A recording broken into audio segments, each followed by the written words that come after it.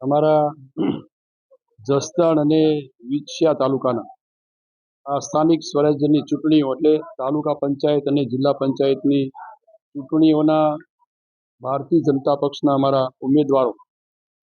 ભારતીય જનતા પક્ષે જે ઉમેદવારો જાહેર કર્યા છે એમના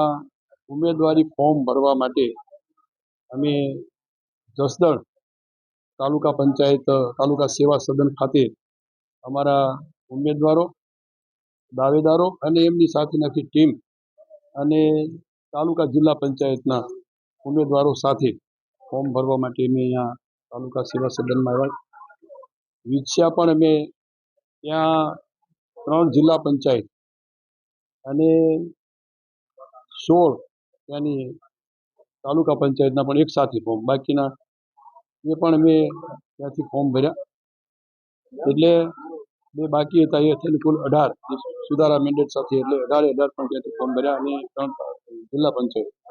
એમ અહીંયા જસદણ ખાતેની અમારી 5 જિલ્લા પંચાયત અને 22 તાલુકા પંચાયતની ભારતીય જનતા પક્ષના અમારા ઉમેદવારોના ફોર્મ ભરવા માટે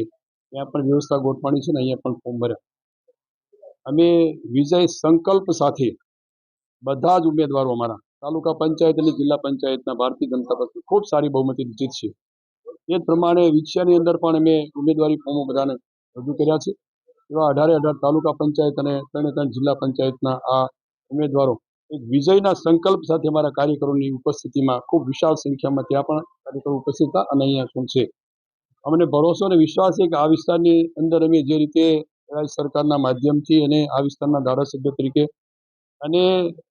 આ વિસ્તારના ધારાસભ્ય અને મંત્રી તરીકે રાજ્ય સરકારના મંત્રી તરીકે જે રીતે મેં કામ કર્યું છે એમને પૂરો ભરોસો અને વિશ્વાસ છે કે અમે તાલુકા પંચાયત પૂરેપૂરી જસદણ અને વિછિયાના પૂરા એટલે 22 ઉમેદવાર અહીંયા અમે જીતવાના છીએ.